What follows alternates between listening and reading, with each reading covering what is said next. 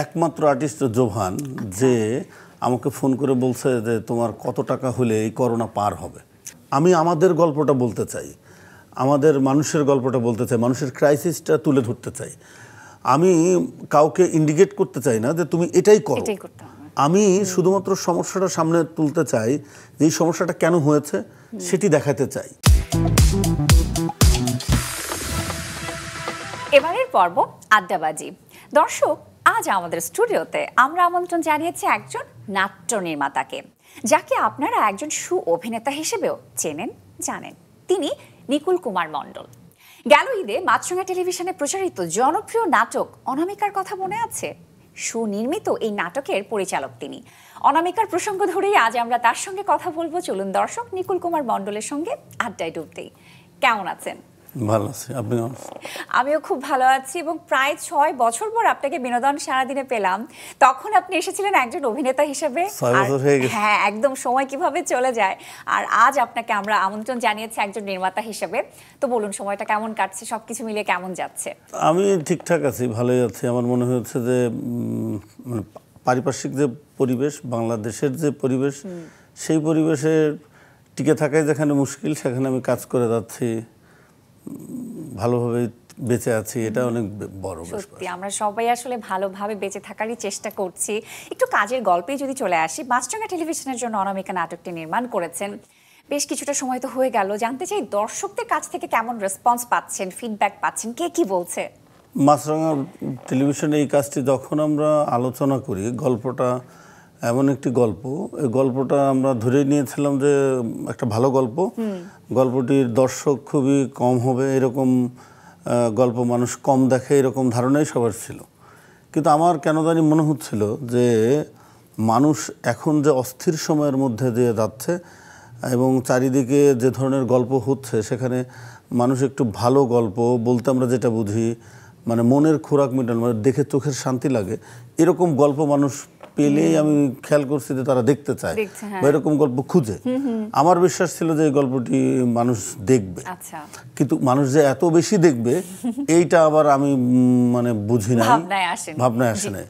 অনামিকা নাটকের দর্শক মানে এমন ছিল যে হয়তো 1 মিলিয়ন হতে পারে, তাও অনেক টাইম লাগবে, কিন্তু সেটি এখন 5 মিলিয়নের কাছাকাছি দর্শক দেখে ফেলেছে। এবং কমেন্টস একটা দুইটা হয়তো এদিক সেদিক আছে, কিন্তু বেশিরভাগ কমেন্টসই ভালো এবং সবাই ভালোই বলছে। এবং অনামিকা নাটকের আরো একটু গল্প শুনবো। এই নাটকে জোভানের মতো প্রথম সারির এত জনপ্রিয় একজন অভিনেতা অভিনয় করেছেন, সেই সাথে তরুণ মুখ আয়েশা খান তো রয়েছেনই। তাদের সঙ্গে কাজের অভিজ্ঞতা কেমন হয়েছে একটু শুনি। আমার তো জোভানের সঙ্গে আমি যখন অভিনয় করেছি তখন আমরা একসাথে কাজ করেছি, তখন থেকেই জোভানের সঙ্গে আমার খুব ভালো বন্ধুত্ব। করোনার মধ্যে একমাত্র আর্টিস্ট জোভান যে আমাকে ফোন করে বলছে যে তোমার কত টাকা হলে এই করোনা পার হবে। আমি বলছি যে আমি তো কান্না করে দিছি যে তুমি আমার এরকম খোঁজ নিলা, আমি খুব খুশি। তুমি এক কাজ করো, আমার ঈশ্বর যে অবস্থা দিয়েছে, আমার ভাই আছে, বাবা আছে, আমাদের যে অবস্থা তাতে আমাদের খাবার টাবারের কোনো সমস্যা হচ্ছে না। তা তুমি যে টাকাটাই দিতে চাও পুরোটাই তুমি অভিনয় শিল্পীর সঙ্গে যোগাযোগ করো, ডিরেক্টর গিল্ডসে যোগাযোগ করে দেখো, আমাদের অনেক মানুষ আছে যাদের আসলে ঘরে চাইলই নাই, তুমি তাদেরকে দাও। ও পরে হচ্ছে যে টাকাটা নিয়ে ওদেরকে দেয়। সেই থেকেই আসলে ওর সাথে আমার খুবই বন্ডিং অনেক ভালো। এবং এর আগে আমি ওকে নিয়ে তো শাখের করার নামে একটি নাটক করেছি, সেই নাটকেও অভিজ্ঞতা খুব ভালো। সো আমি জোভানের সঙ্গে পারলে প্রতিদিন কাজ করতে চাই। ও আমাকে খুব ভালো বোঝে, আমি ডিরেক্টর হিসাবে, ও আর্টিস্ট হিসাবে আমার খুব ভালো লাগে। এবং সেটে গিয়ে ও কখনোই কোনো পেইন দেয় না, ওর কোনো মানে ক্যারেক্টারের বাইরে কোনো পেইন আমি কখনো ফিল করি নাই। এবং জোভানকে আমি যখন চেয়েছি তখনই পেয়েছি। সাথে এর আগে তো সামিরা খান মাহিকে নিয়ে করছিলাম শাকের করা, ওর ডেডিকেশন অনেক ভালো, ওরা টাইমিং সব মিলে, ওর সঙ্গে আমার অভিনেতা হিসাবে কাজ হয়েছে, সেই থেকে দুজনের সঙ্গে ভালো সম্পর্ক ছিল। আমার আয়েশার সঙ্গে এই প্রথম পরিচয়, ওর সঙ্গে আমার অভিনয় হয় নাই বা ওর সঙ্গে আমার ওই বন্ডিং নাই, কিন্তু এই গল্পটি নিয়ে যেদিন আমরা মিটিং করি সেদিন থেকেই আমার মনে হয়েছে যে ওর ইনভলভমেন্ট, ও নিজেকে মানে ইনভলভ করতে চায়, ওর ডেডিকেশন আছে, ও ভালো করতে চায়, ভালো গল্প করতে চায়। সেই জায়গা থেকেও আমি ওর সঙ্গে কাজে গিয়ে আমি ওর কল টাইম যা দিয়েছি তার অনেক আগে এসে বসে থাকে, পরের প্রথম দিন এরকম, দ্বিতীয় আমি বলছি তুমি এত আগে কেন আসছো, বলে যে জ্যামের কারণে। পরের দিন তো দেখি যে আবার অনেক আগে আসছে, আমি তো আজকে কেন, বলে যে ভালো লাগতেছে না, ভালো চলেই যাই সেটাই। সো অভিজ্ঞতা খুবই ভালো। এবং আয়শার একটা জিনিস খুব ভালো লেগেছে যে জোহান এখন তো অনেক পরিপক্ক অ্যাক্টর, জোহান অনেক ভালো বুঝে ও ডেলিভারি দেয়, ও ক্যারেক্টার বুঝে অভিজ্ঞতা হয়েছে। সেই জোহানের সঙ্গে তাল মিলিয়ে আয়শা খুবই ভালো করেছে। আয়শার ভালো করার অন্যতম কারণ ওর ডেডিকেশন, এবং ও হচ্ছে যে ওকে কিছু বললেও সেটা রিসিভ করে, ওর রিসিভার খুব ভালো। এটা খুব বড় একটা গুণ। এই কারণে এই জুটিরে নিয়ে কাজ করে অনেক মজা পেয়েছে এবং সেটি ওয়ার্ক করেছে, দর্শকও সেটা নিতে পেরেছে। ওদের কেমিস্ট্রিটা খুবই ভালো, একদমই তাই। যে কারণে, এবং সেটার ফলাফল দর্শকের মাঝে আছে। আর দর্শক এরকম কাজ দেখতে চায়, দর্শক আসলে ভালো গল্প, ভালো বন্ডিং এর গল্পগুলো দেখতে চায়। এবং মেজবাহ উদ্দিন সুমন আমাদের দেশের একজন গুণী নাট্যকার, তার লেখা আসলে অনামিকা নাটকটির গল্পের কোন বিষয়গুলো, কোন দিকটি আপনাকে সবথেকে বেশি আকর্ষণ করেছে? আমার কাছে মনে হয়েছে মেজবাহ উদ্দিন সুমনের সঙ্গে আমার যখন কথা হয়, আমি ওনাকে বলেছিলাম যে এমন একটা গল্প দেন যে গল্পটা একটু ডিফারেন্ট, কিন্তু যেন আমাদের গল্প হয়, মনে হয় যে এটা আমার ঘরের গল্প, এটা বাইরের কোনো কিছু না। অনামিকার যে গল্প, এই গল্পটা কিন্তু বেশিরভাগ মানুষের আমাদের ঘরেই দর্শকত্ব নেওয়ার কারণ কি, দর্শক কখন একটি গল্প রিসিভ করে, যখন সে তার সঙ্গে মিলে যায়, মনে হয় এটা আমার পাশের বাড়ির মেয়ে, এটা আমার পাশের বাড়ির ভাই, এটা আমার ঘরের গল্প, আমার গল্প, এরকম যখন ফিল করে তখনই কিন্তু দর্শক এটাকে ভালোভাবে নেয়। তো এই গল্পটি আমার কাছে মনে হয়েছে মানে আমাদের পরিবারের, সমাজের না বলা কথা। অনেক স্বামী আছে যে আসলে বলতে পারতেছে না যে আসলে দেখো আমি তো বিয়েটা পরিবারের চাপে করেছি, বাবা মার জন্য করেছি, এটা বলতে পারে না, কিন্তু ভিতরে ভিতরে সে অশান্তিতে থাকে। আবার অনেক মেয়েও কিন্তু সেম, সেও বলতে পারতেছে না। আমাদের এই যে পারিবারিক চাপ, মানে বাবা মা, সমাজ, এইগুলো আমার কাছে মনে হয় কি যে এখন আসলে সময় এসেছে সবকিছু ওপেন হওয়ার। মানে একটা মানুষের মর্যাদা তো শুধু ভাত কাপড়ে হয় না, তার মানসিক বিকাশ, তার মনের কথাটা বলতে দেয়া। তো বাবা মার উচিত হচ্ছে যে মেয়েটি বা ছেলেটি ও আসলে কি চায় তার মতো করেই কথা বলা। এবং অনেকে বলবে যে না, ও তো ডিসিশন নিতে পারবে না। কেন নিতে পারবে না? ওর ডিসিশন, ওর জীবনটা তো ওরই।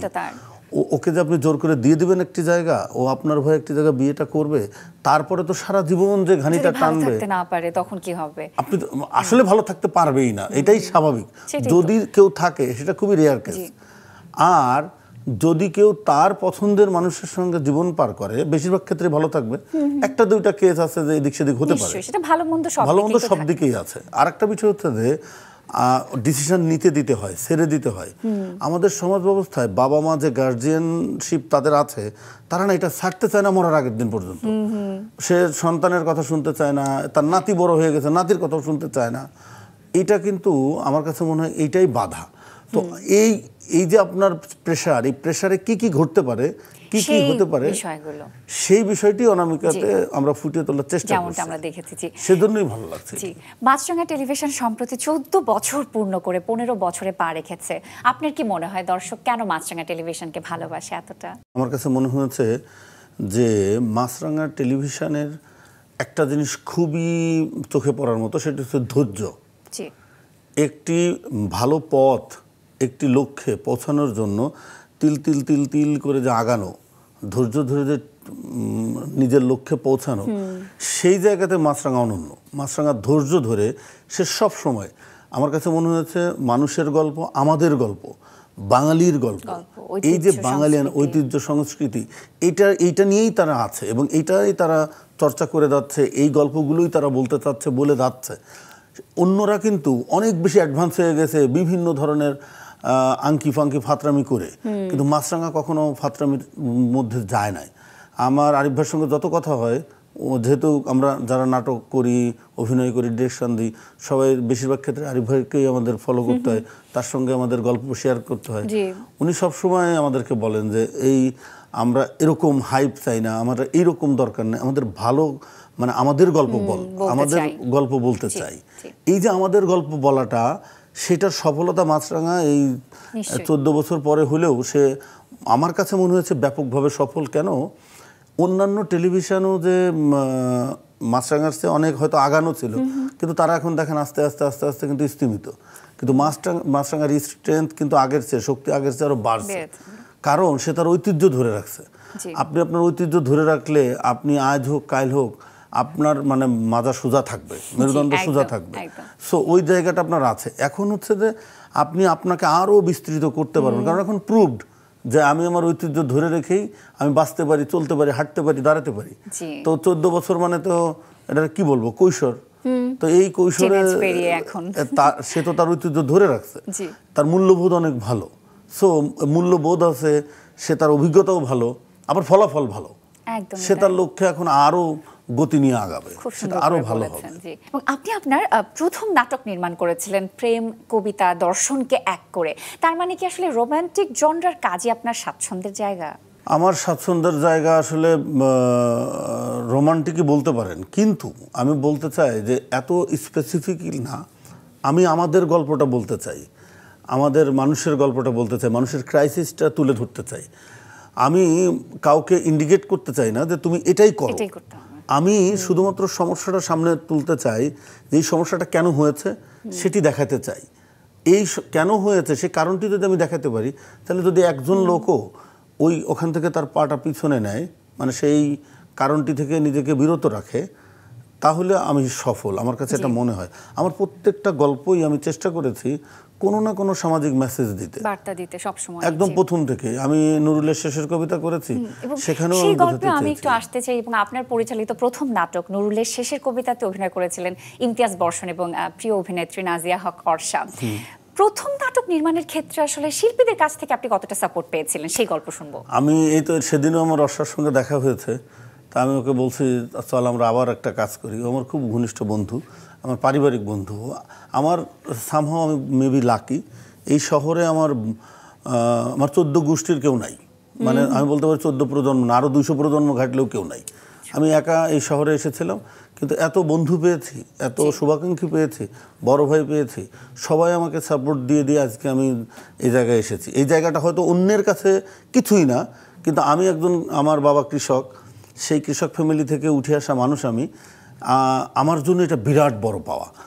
সো সেই জায়গা থেকে এক, আর দুই হচ্ছে যে আমি যখন এই নাটকটি প্রথম কাজটি করব, আমি যখন অর্ষাকে বলি, তখন অর্ষা আমাকে যে সাপোর্ট করেছে সেটি তো অবর্ণনীয়। কিন্তু একটি কথা আমি বললে আপনি বুঝবেন, ও আমাকে প্রথম কলে বলছে, পাগল তুই যেটা করবি কাজটা শেষ না হওয়া পর্যন্ত এটা কোনো ছবি পোস্ট করবি না। তা বলছি কেন? বলছে তুই এটা বুঝবি না, তুই একটা ভালো কাজ করবি, এই ভালো কাজটা করার জন্য তুই একদম ধ্যানে থাক, ঠিকঠাকভাবে কাজটাকে শেষ কর। তা নাহলে অনেক ধরনের সমস্যা হতে পারে, অনেক ধরনের বাধা আসতে পারে, অনেকে হিংসা করতে পারে। তুই এগুলো মানে এই পরিমাণ সাপোর্ট সে আমাকে মানে মানসিকভাবে এবং সবভাবেই করেছে। বিশেষ করে অর্ষা যদি সাপোর্ট না করতো তাহলে আমি প্রথম কাজটা করাই হয় না। ও অনেক কষ্ট করে একটা ডেটও ম্যানেজ করে। তারপরে তো ইমতিয়াজকে আমরা পেয়েছি লাকিলি, মানে হচ্ছে যে খায়রুল বাশারের সঙ্গে আমাদের করার কথা, কিন্তু খায়রুল বাশারের ডেট একটা আছে, আর একটা পাচ্ছি না। হঠাৎ করে ইমতিয়াজকে ফোন দিছি, ইমতিয়াজ বলে যাচ্ছে আমি জানাচ্ছি। কিছুক্ষণ পরে বলে যে ওরা যে কাজে গিয়েছিল সিলেট, সেই কাজটি ফেল করছে, বলে আমি আসতেছি, আমরা কাজটা করতে পারবো। এই তারপর আমাদের কাজটি করা। ওরা সবাই আমাকে খুব সাপোর্ট করেছে, এবং ওই নাটকের কলাকুশলী মাসুম বাশার, মিলি বাশার সবাই খুবই সাপোর্ট করেছে, শহীদুল্লাহ সবুজ, সবাই খুব সাপোর্টিভ। প্রথম নাটক, প্রথম কাজ, আমার কাছে ওই কাজটা আমার অনেক ভালোবাসার, এবং ওই কাজটি আমার কাছে আজও খুব ভালো লাগে। এবং যেমনটা আসলে গল্প শুনছিলাম এবং বলছিলাম যে এতদিন আপনাকে তো আমরা অভিনেতা হিসেবে পেয়েছি, এখন আপনি নির্মাতা হিসেবেও কাজ করছেন, তাই আপনার কাছে সেই জায়গা থেকে জানতে চাই আসলে আপনার কি মনে হয় দর্শক এখন কোন ধরনের গল্প দেখতে চায়? দর্শক আসলে, আমি যখন অভিনয় করেছি তখনও আমি আপনাকে একটা ঘটনা বলবো, আমি অভিনয় কেন প্রথম থেকেই, মানে ডিরেকশনের আগে থেকে আমি অভিনয় কমিয়ে দিয়েছিলাম। এটার অন্যতম কারণ, আমি একদিন কারণ বাজার দিয়ে আমি আর রাফাত মজুমদার, রিঙ্কু, আমরা দুজন হাঁটছি, তা পাশের এক চায়ের দোকানদার রিঙ্কুকে ডেকে বলছে, ভাই একটু শোনেন। তা গেছে, বলছে ভাইয়া ওনার কি খুব অভাব? তো বলছে কেন, তুমি কি টাকা পাও ওনার কাছে? তো বলছে না না, উনি আমার খুব প্রিয় অভিনেতা, কিন্তু উনি এই ধরনের কাজ কেন করেন? একটা কাজ দেখায় বলতেছে এই কাজ উনি কেন করবেন, উনি তো অনেক ভালো ভালো কাজ করেন। আমি সেই থেকে আজ অবধি আর একটুও এমন কোনো কাজ করি নাই, এমন কোনো অভিনয় আমি করি নাই, এমন কোনো গল্পে আমাকে কেউ পায় নাই যে গল্পে গেলে চায়ের দোকানদার আবারও প্রশ্ন করতে পারে। সো ওই জায়গা থেকে কিন্তু আমি অভিনয়টা একদম কমিয়ে এনেছিলাম। এবং আপনি দেখেন একজন চায়ের দোকানদার সে আমাকে কতটুকু রেসপেক্ট করছে, এবং সে কি ধরনের গল্প তাহলে দেখতে চায়? সে ভালো গল্পটাই দেখতে চায়, সে আমাদের গল্প দেখতে চায়, সে আসলে ফাতরামিটা দেখতে চায় না। আমি আমার লাইফে একটাই ফাতরা কাজ করেছিলাম, সেইটার ভিউ এত বেশি হয়েছে এবং সেটাই সে ধরছে, এই কাজ উনি কেন করবেন। তার মানে সবাই কিন্তু চায় ভালোটা দেখতে, ভালোটা চায়। আমরা যে বলি দর্শক চায় না, এটি সত্য না। আমি অভিনয়ের ক্ষেত্র পেয়েছি, আবার আমার ডিরেকশনে আমি যতগুলো কাজ করেছি এর মধ্যে দেখেন মানে একটা কাজ আমি করেছি নিলয় আলমগীরের সঙ্গে, সেই কাজটা একটু হচ্ছে যে ফানি, কিন্তু সেখানেও সোশ্যাল মেসেজ আছে। ও সো আমি দেখেছি যে ভালো গল্পই মানুষ নিচ্ছে, এবং ভালো গল্প মানে হচ্ছে যে আমাদের গল্প। অনামিকার কথা ভাবেন, এক লাইন আমি আপনাকে বলি। অনামিকা আমরা যখন করি, অনামিকা কিন্তু সবাই বলছে যে এটার ভিউ আসলে হবে না, এত বেশি হবে না। কাজটা হয়তো ভালো হলে কিছু মানুষ দেখবে যারা ওয়াও বলবে, কিন্তু এই ওয়াও এর সাথে সাথে এইটা যে ভিউয়ের বাজারে দৌড়ে থাকবে এত বেশি, স্টিল নাও সে যে হারে ভিউ দিচ্ছে তাতে ইমিডিয়েট আপনি দেখবেন 10 মিলিয়ন হয়ে গেছে। সো মানুষ ভালো কাজ চায়, আপনি দর্শককে দোষ দিতে পারবেন না, এবং দর্শককে আপনি আলাদাও করতে পারবেন না। আপনি আমি এলিট এটা বলা উচিত না। এবং সেই কাজের গল্পে আরেকটু আমি যুক্ত করতে চাই যে এখন আসলে নির্মাণের ক্ষেত্রে, একটি ভালো কাজের নির্মাণের ক্ষেত্রে পেছনে বা মূল কি চ্যালেঞ্জগুলো থাকে যেগুলো আসলে প্রতি মুহূর্তে মোকাবেলা করতে হচ্ছে? মূলত চ্যালেঞ্জগুলো কি কি থাকে আমাদের দেশে? চ্যালেঞ্জ, সবচেয়ে বড় চ্যালেঞ্জ একটাই, সেটি হচ্ছে যে আমাদের বাজারটা কিন্তু অনেক বড়, যেটা কেউ মানুক আর না মানুক। আপনি 16 কোটি 17 কোটি মানুষের বাজার, সবাই নাটক দেখতে চায়, বাংলা নাটক দেখতে চায়। সবার হাতে নেটফ্লিক্স নাই, আপনার আমার হাতে নেটফ্লিক্স, প্রাইম, অ্যামাজন প্রাইম আছে, কিন্তু গ্রামের মানুষটির হাতে এটা নাই, রিক্সাওয়ালার কাছে এটা নাই, কৃষকের কাছে এটা নাই। তার অপশন শুধু বাংলা নাটক, সবচেয়ে বেশি হচ্ছে বাংলা নাটক। আগে সিনেমা ছিল, সিনেমাটাও এখন কম, বাংলা নাটকই তার কাছে বিনোদনের মাধ্যমই একটাই। সো এই যে বাংলা নাটক, এইখানে সবচেয়ে বড় বাধা আমার কাছে মনে হয়েছে আমাদের এখানে প্রপার প্রডিউসার বা প্রপার হাউস নাই। প্রডিউসার মানে হচ্ছে যে যিনি গল্প সিলেকশন থেকে শুরু করে ডিরেক্টর পিক করবেন, আর্টিস্ট পিক করবেন, ফুল প্রোডাকশনটা উনি ডিজাইন করবেন। উনার ডিজাইনে আমি শুধুমাত্র একজন ডিরেক্টর হিসাবে আমি ডিরেক্ট করব, প্রজেক্টটাকে আমি ডিরেক্ট করব। কিন্তু আমাদের এখানে একজন ডিরেক্টরকে গল্প সিলেকশন করতে হয়, প্রোডাকশন হ্যান্ডেল করতে হয়, প্রডিউসার নামে যে নিয়ে ইনভেস্টর, ওনার কাছ থেকে টাকা কিভাবে নিতে হবে সেটা নিয়ে। আমি একজন ডিরেক্টর, আমি আর্ট নিয়ে ভাববো নাকি আমি রুটি কে কয়টা খেলো সেটা হিসাব করব? এটা তো বিরাট স্ট্রাগল। আমি পারিবারিক মানে পরিবারেই একজন আর্টিস্ট যদি বাজারে দেয় তাই তো মাথা ঘুরে, মানে 3 জনের বাজার করতে গেলে আমি পারি না, সে জায়গায় 200 জনের বাজারের হিসাবও আমাকে করতে হয়। তখন তো হিমশিম অনেক বড় আকারে খেতে হয়। এটাগুলো এক। 2 হচ্ছে যে আপনার দেখেন, আমি একটা কথা খুব বোল্ডলি বলতে চাই, থিয়েটার কর্মী বা শিল্পী, অভিনেতা, ডিরেক্টর, গায়ক বা নৃত্যশিল্পী, যার কথাই বলেন, সমাজে প্রতিদিন বা বছরে কতজন খুনি পান যারা খুন করে? কতজন পান যারা সমাজটারে নষ্ট করতেছে বা ধ্বংস করতেছে? পান না তো, রেয়ার কেস। কিন্তু অন্যান্য পেশার মানুষই কিন্তু সে এই সমাজের যত আকাম কুকাম বলেন, ঘুষ বলেন, দুর্নীতি বলেন, খুন বলেন, সেগুলো তারা করে।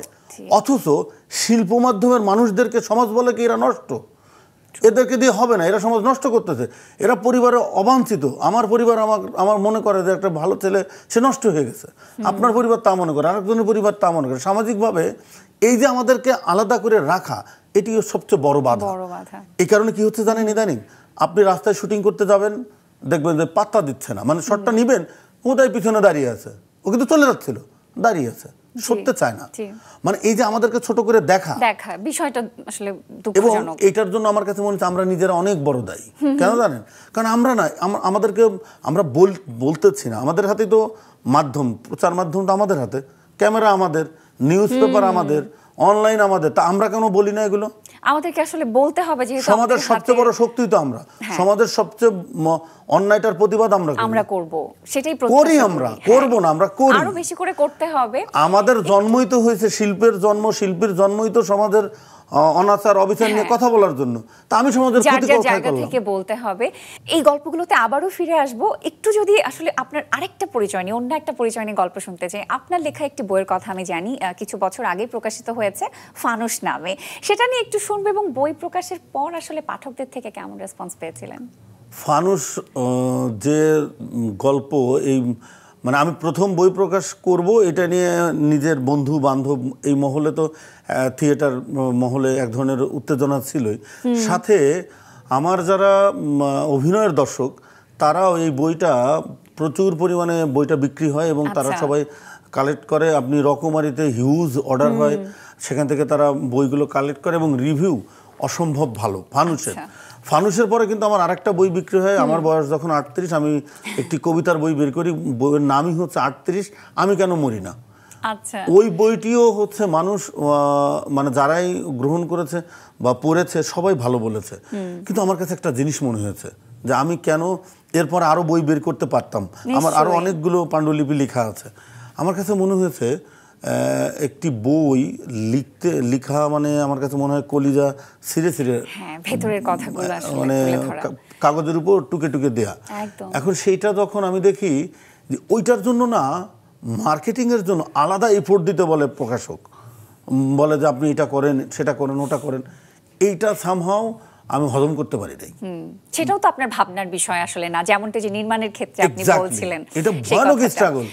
একজন রাইটার লিখবে, এইটা তো সে আবার এই বই তার মার্কেটিং করতে হবে, সব ধরনের মার্কেটিংয়ে তার থাকতে হবে, নইলে আবার প্রকাশক বলবে যে এটা তো বিক্রি কম হবে, তাহলে তো আমার টাকা উঠবে না, আপনাকে কত টাকা দিলাম সেই টাকাটা তাহলে কি হবে, ইত্যাদি ইত্যাদি। তো এইটা বিরাট স্ট্রাগল মনে হয়েছে আমার কাছে।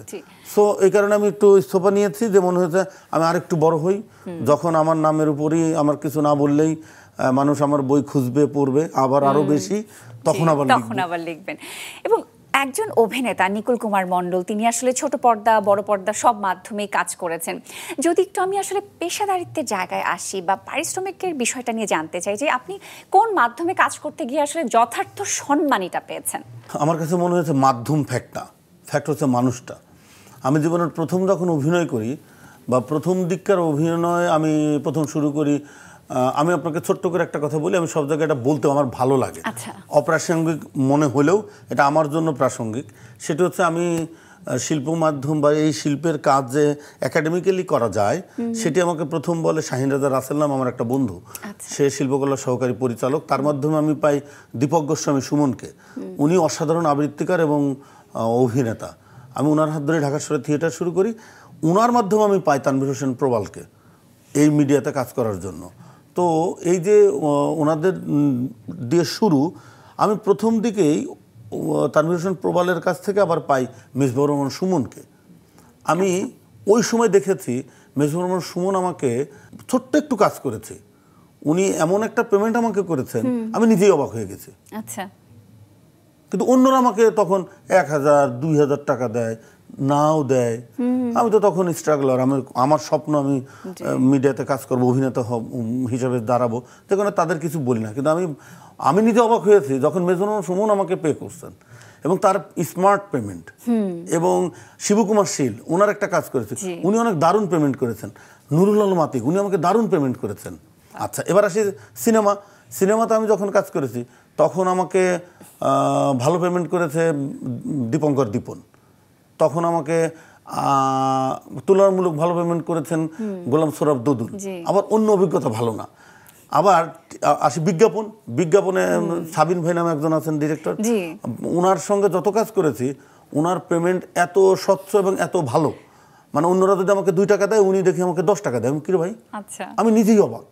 কাজ করার আনন্দ আসলে অন্যরকম তখন বেড়ে যায়। একটু শিল্পী যিনি, তাকে যদি আপনি প্রপার সম্মানী দেন, উনি এত বেশি ইন্সপায়ার্ড হয়, কাজের অনুপ্রেরণা অনেক বেশি বেড়ে যায়, এটা সবার ক্ষেত্রেই। জি, এবং যেমনটা আমি বলতে যাচ্ছিলাম যে একবার আপনি বলেছিলেন যে কোন সিনেমায় প্রধান খল চরিত্রে আপনি অভিনয় করতে চান। যদি আপনার কাছে জানতে চাই যে এখন আপনি সেই রকম চরিত্রের জন্য কত ভাগ নিজেকে প্রস্তুত করতে পেরেছেন বা প্রস্তুত আছেন? আমার কাছে মনে হয়েছে যে আমি অভিনেতা বলেন, ডিরেক্টর বলেন, যে কোনো শিল্পীরই শিল্পটা তো আসলে সাধনার বিষয়। এই সাধনা আস্তে আস্তে আস্তে আস্তে আস্তে আস্তে নিজেকে মানে একটা ইটের মতো করে দিয়ে গাঁথুনি তৈরি করতে হয়। তো আমি যেহেতু ছোটবেলা থেকেই অভিনেতা হব বলে, অভিনয় করব বলে লেগে আছি, পড়াশোনা যুদ্ধ করেছি, করতে হয়েছে, এত বাধা বিপত্তি পেরোতে হয়েছে, সে থিয়েটারটা করেছি এবং ব্যক্তি জীবনে হিউজ বাধা বিপত্তি পার করতে হয়, যেহেতু এই শহরে হ্যালো বলার কেউ নাই, সুগার ড্যাডি সুগার মম নাই। সো আমার অভিজ্ঞতা অনেক বড়, মানুষ আমি ছোট। সেই জায়গা থেকে আমার মনে হয়েছে যে আমি খল চরিত্র করার জন্য, আমি যে কোনো খল চরিত্রই আমার মনে হয় যে আমি খুব ভালো করতে পারবো। জানি না সেটা দর্শক কতটা নিবে, কিন্তু আমার মনে হয় আমি সম্পূর্ণরূপে রেডি। আমি এরকম চরিত্র পাই না, যে কারণে আসলে যে পরবর্তী স্টেপে কেন অভিনয় আরো কমিয়ে দিলাম, কারণ হচ্ছে যে এটাই, ভালো গল্প পাই না, মনের মতো চরিত্র পাই না। সে কারণেই আমি আসলে সবচেয়ে বেশি ডিরেকশনে মনোযোগী, আমার যে কিছু ভালো গল্প করে যেতে চাই। এবং আগামীতে আপনার অভিনীত বেশ কিছু সিনেমা আমরা পাবো জানি, তার মধ্যে নন্দিনী সিনেমা অন্যতম, যেখানে আপনাকে নসু চরিত্রে আমরা দেখতে পাবো। কেমন চরিত্র অভিনয় করেছেন একটু শুনি আপনার মুখ থেকে। নসু একটি নেগেটিভ চরিত্র, কিন্তু নেগেটিভ হলেও সে আসলে সেও প্রেমে পড়ে, সেও একজনকে ভালোবাসে, তার ওই ভালোবাসার মানুষকে পায় না বলে সে আরো বেশি খারাপ হয়, এরকম একটি চরিত্র নসু। নসু দেখতে সরল, কিন্তু কাজটা করে খুবই খারাপ কাজ। পৃথিবীর হেন কোনো খারাপ কাজ নাই সে করে না। এবং তার প্রেমিকা যখন হাতছাড়া একদম হয়ে যায়, তখন সে তার প্রেমিকার মানে যার হাত ধরে চলে যাবে তাকেও সে মেরে ফেলতে রেডি থাকে। ও বাবা, এমন একটি চরিত্র নসু, ভয়ঙ্কর একটা চরিত্র। হ্যাঁ, কিন্তু প্রথমে বোঝা যায় না যে এরকম চরিত্র। এবং আমরা সেটা দেখতে চাই, যত দ্রুত সম্ভব সেই সিনেমা নিশ্চয়ই আমাদের কাছে চলে আসবে, সেই প্রত্যাশা রাখছি। যেমনটা গল্পে গল্পে আপনি বলছিলেন যে অনেক বাধা বিপত্তি পেরিয়ে আসলে এতটা পথ আসতে হয়েছে, এবং সেই বাধা বিপত্তির সময়ও আপনি অভিনয় চর্চা করে গেছেন। আমি শুনেছি একবার নাকি আপনি মায়ের শাড়ি পরে পালিয়ে গিয়েছিলেন। সেটা হচ্ছে যে আমাদের এলাকায় প্রতি মানে এই যে পূজা আসবে না, পূজার সময় হচ্ছে যে প্রায় 2-3 মাস ধরে সার্কাস, যাত্রা, অনেক আয়োজন হয়, এইসব হয়। তো আমার বাবা আমার বাবা মাকে আমি খুব ধন্যবাদ দিব এই জন্য। বাবা মার ঋণ তো আসলে শোধ করা যায় না, কিন্তু আমার বাবা মা ওনারা কৃষক হয়েও আমরা 3 ভাই, ওনার খালি একটাই উদ্দেশ্য ছিল যে আমি যত কষ্ট করি করব, কিন্তু তোরা 3 জন পড়ালেখা করবে, পড়ালেখা যেন নষ্ট না হয়, সেজন্য উনি কোনোদিন টিভি কিনেন নাই। এবং উনি বলতেন যে তোরা, উনি তো মেট্রিক বলতেন এসেছিলেন, এবং এটাও শুনেছি যে অনার্স পর্যন্ত আসলে আপনাদের বাড়িতে টিভি দেখা ছিল না। আমি তো এরকম হয়েছে, পাশের বাড়ি গিয়ে আমি টিভি দেখতেছি, আমি সামনে আমার ইন্টারমিডিয়েট পরীক্ষা, ব্রাশ করতে গেছি, চলে গেছে, ওই লোকজনের মাঝে বাবা আমাকে মারছে। আচ্ছা, এই যে এত রক্ষণশীল একটা পরিবার ছিল, এখন যে আপনি অভিনয় করছেন, তারা এখন কি বলেন? আমার পরিবার রক্ষণশীল না, আমার বাবার উদ্দেশ্য ছিল যে তুমি আগে পড়ালেখা করে, হ্যাঁ, ওনার কথা হচ্ছে তুমি পড়ালেখাটা আগে করো, তারপরে বাকি যা খুশি করো। আমি যাত্রা দেখতে গেলে ওনার আসলে তো মানে যাত্রার লেভেলটা এমন জায়গায় নিয়ে গিয়েছিল যে ওইখানে সবই ফাতরা লোকরা যাইতো। সো বাবা চাইতো যে যাত্রাটা যেন আমি না দেখি, কিন্তু আমি তো না গিয়ে থাকতে পারতেছি না, তো কি করব। আমি এরকম একটা কলার গাছ, আমার বাবা ওই যে আষাঢ়ের মাসে করতো না, গরুর খাওয়ানোর জন্য কলা গাছ কাটতেন, তো ওই কলা গাছ আমি নিয়ে লেপের নিচে রাখছি। তারপরে ওই অন্ধকারের মধ্যে কি পরবো, তখন একটা শাড়ি মতো পাইছি, ওটা পেঁচায় চলে গেছি। যাওয়ার পরে ওই গেটে যারা থাকে ওরা তো সবাই পরিচিত, জাস্ট মুখটা দেখাইলেই ওরা ঢুকতে দেয়, ঢুকে গেছি। এখন এসে তো ঘুমায় আছি, ঘুম থেকে যখন উঠছি তখন সারা গায়ে কালি, কারণ ওই শাড়িটা ছিল মা ওই যে মাটির হাঁড়িতে আগে ভাত রান্না করতেন, তো ওই হাঁড়ি ওর উপর রাখতেন। আচ্ছা, আমি এটাও শুনেছি যে আপনি নাকি অভিনয়ের জন্য 5 বছর বাড়িতেও যাননি। 5 বছর না, আরো মনে হয় বেশি যায় নাই। কেন? কারণ হচ্ছে যে আমার বাবা মা মনে করছে যে ছেলেকে ডাক্তার বানাবে, আমি ডাক্তারি কোচিং করেছি, কিন্তু আমি তো একদম শহরে ঢুকেই আমি থিয়েটার নিয়ে পড়ে আছি। আচ্ছা, এর কারণে কি হয়েছে যে বাবা মা আত্মীয় স্বজন সবাই মনে করছে যে এই ছেলে নষ্ট হয়ে গেছে, এবং আমার বাবাকে সবাই বলে তোমার ছেলে ধ্বংস হয়ে গেছে। আর আমার বড় ভাই এমন হয়েছে আমার ঘর থেকে বের করে দিয়েছে, আমার একটা হারমোনিয়াম ছিল, হারমোনিয়াম ছেলে ফেলাই দিয়েছে, এরকম পরিবেশ। ইভেন এখনো আমার ভাইরা বা আমার আত্মীয় স্বজনরা, বন্ধু বান্ধবরা মনে করে যে আমার যেখানে থাকার কথা ছিল আমি সেখানে নাই। তারা মনে করে যে তারা তো সবাই চাকরি বাকরি করে, কেউ মেরিন ইঞ্জিনিয়ার, কেউ ডাক্তার, নিজেদের মতো প্রতিষ্ঠিত। তারা মনে করে যে আমার এই জায়গাটা ঠিক না। এখনো যে আমি শতভাগ গ্রহণযোগ্যতা পেয়েছি তাও না, কারণ আমাদের সমাজ ব্যবস্থাটাই এরকম। এটা শুধু আমার একার জন্য এই স্ট্রাগল না, স্ট্রাগল সবার জন্য। এবং আপনি নাকি ফ্রাইডে থিয়েটার নামে একটি নাট্যদল প্রতিষ্ঠা করেছিলেন, সেই নাট্যদলের বর্তমান কার্যক্রমগুলো একটু শুনবো বা অভিজ্ঞতা শুনবো। ফ্রাইডে থিয়েটার আমি আসলে কখন তৈরি করি বা কখন অ্যারেঞ্জ করি, সেটি হচ্ছে যে আমি প্রথম তো আমি তীরন্দাজের সঙ্গে কাজ করি, তারপরে গিয়ে বাতিঘরের সঙ্গে কাজ করি। বাতিঘরের সঙ্গে কাজ করতে গিয়ে তনু হত্যা যখন হয়, তনু হত্যা নিয়ে একটি পথনাটক আমি তৈরি করি। এই পথনাটকটি 2টা শো করতে পারি, তারপরে গিয়ে এই নাটকটি না আর আমাদেরকে করতে দেয়া হয় না। এবং আমাদের দলপ্রধান মুক্তনীল ও আমার বন্ধু, ওরা এই নাটকটি ওরাও ভয় পায়, ওদেরকে সবাই ভয় দেখায়। তখন আমি আসলে ওখান থেকে বের হয়ে যাই যে যদি আমি পথনাটক অথবা থিয়েটারও আমি আমার কথা বলতে না পারি তাহলে আমি কোথায় কি করব, আমি তাহলে তোমার সঙ্গে কাজ করব না। আমি পরে ওখান থেকে বের হয়ে আসি এবং আমার মতো যারা ক্রেজি সমমনা তারা মিলে আসলে আমরা ফ্রাইডে থিয়েটার করি। এবং সবাই যেহেতু চাকরি বাকরি কাজ বাজ করে, সেই কারণে আমরা চিন্তা করি যে আমরা শুধু শুক্রবারে থিয়েটারটা করব।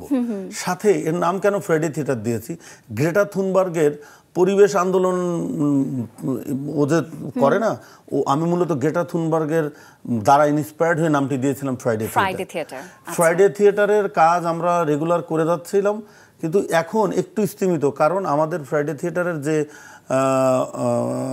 10 থেকে 11 জন মানুষ আমরা একসাথে শুরু করি, তাদের বেশিরভাগই বাবা হয়ে গেছে, কেউ হচ্ছে যে পরিবার নিয়ে ব্যস্ত, কেউ আবার বিদেশ চলে গেছে।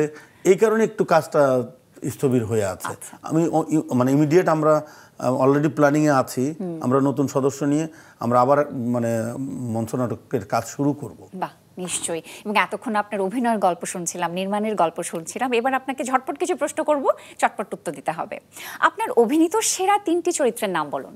সাপলুডু, ভাইয়া নামে একটি নাটক, আর প্রেমনগর নামে একটি নাটক। এই 3টাই চরিত্র খুবই দর্শকপ্রিয় এবং আমারও ভালো লাগার। বাহ। অভিনেতা হিসেবে আপনার 3জন আইডলের নাম জানতে চাই, দেশের 3জন, বিদেশের 3জন। দেশের 3জন অবভিয়াসলি ফরিদি ভাই 1, 2 হচ্ছে যে আমার ইয়ার অভিনয় খুব ভালো লাগে। আপনার 2জনই 2 ধরনের, একজন হচ্ছে যে মোশাররফ করিম, যিনি হচ্ছে একদম ন্যাচারালি উনি যে কোনো সময় যে কোনো কিছু করে ফেলতে পারেন, আর আরেকজন হচ্ছে যে একদম একাডেমিক টাইপের হচ্ছে যে আমাদের চঞ্চল চৌধুরী। আমি ওনার সঙ্গে কাজ করেছি, উনি হচ্ছে অসাধারণ। উনি হয়তো ঝটফট ইনস্ট্যান্ট না, কিন্তু উনি একদম প্রিপারেশন নিয়ে উনি ক্যারেক্টারাইজেশন রেডি করে যেটা করেন ওটা আমার একদম দুর্দান্ত। আচ্ছা, আর দেশের বাইরের 3জন? দেশের বাইরে 3জন আমি তো ছোটবেলা থেকে ভাবতাম আমি উৎপল দত্তই হয়ে যাব। আমাকে তো মেজর রহমান সুমন থেকে শুরু করে সবাই বলছে তুমি তো দেখতে সুন্দর আছো, তুমি একটু নিজেকে মেনটেন করো, তুমি এই ধরনের চরিত্র করো। আমি কিন্তু আমি জয় হাসানের হিরো হয়েছিলাম, আমি বিদ্যা সিনহা সাহার মিমের হিরো হয়েছি একটা নাটকে, আমি ভাবনার হিরো, দিহানের হিরো, আমি মৌটুসির হিরো হয়েছিলাম। কিন্তু আমার এগুলো ভালো লাগে না, তখন মনে হচ্ছে আমি ইয়ে হব, উৎপল দত্ত হব, ক্যারেক্টার আর্টিস্ট হব। উৎপল দত্ত, কঙ্গনা রানাওয়াতের অভিনয় আমার খুব ভালো লাগে, আর রণবীর কাপুরের অভিনয় আমার ভালো লাগে। নির্মাতা হিসেবে বিশ্বব্যাপী 3জন আইডল ডিরেক্টরের নাম বলুন। রাজকুমার হিরানির এই সবচেয়ে বেশি ভালো লাগে, ওদের অনুরাগ কাশ্যপের ভালো লাগে। আর পারফিউমের ডিরেক্টরের নাম আমি ভুলে গেছি, আমার কাছে মনে হয়েছে যে এই ডিরেক্টরটা একটা খতরনাক ডিরেক্টর। এইরকম কাজ করা অসম্ভব ব্যাপার। একটা কাজই এ জীবনে আমার মনে হয়েছে, সেটি হচ্ছে পারফিউম। যে পারফিউমটা দেখে মনে হচ্ছে এটা বোধহয় এর ধারে কাছে যাওয়া সম্ভব না। জানতে চাই, নির্মাতা হিসেবে কোন অভিনেতা এবং কোন অভিনেত্রীর সঙ্গে কাজ করার স্বপ্ন দেখেন? আমাদের দেশে আমি সুযোগটা পাবো কিনা আমি জানি না, কারণ ওনাদের বয়স হয়ে যাচ্ছে। সেটি হচ্ছে যে যদি সুযোগ হয় তাহলে চঞ্চলদার সঙ্গে একটি কাজ করব। চঞ্চলদা তো এখন অনেক বড়, আমি অনেক ছোট। ডিরেক্টর হিসাবে চঞ্চলদাকে যদি আমি পাই, আমার একটা গল্প আছে অসাধারণ, সেই গল্পটি চঞ্চলদার সঙ্গে করতে চাই। নিশ্চয়ই। আর বাইরের ক্যারেক্টার আমার আসলে কঙ্গনা রানাওয়াত আমার খুব ভালো লাগে, ওর অ্যাক্টিং প্যাটার্ন খুব ভালো লাগে, আমি ওর সঙ্গে একটা কাজ করতে চাই। নিশ্চয়ই। অসংখ্য ধন্যবাদ আপনাকে, এবং বিনোদন সারাদিনে আসবার জন্য অসংখ্য ভালোবাসা জানাই। আপনাকে অনেক ধন্যবাদ, অনেক বেশি কথা বললাম। আর দর্শকদের জন্য আমার একটাই কথা, দর্শকরা ঠিক আছে, আমরা দর্শকদের দিতে পারতেছি না।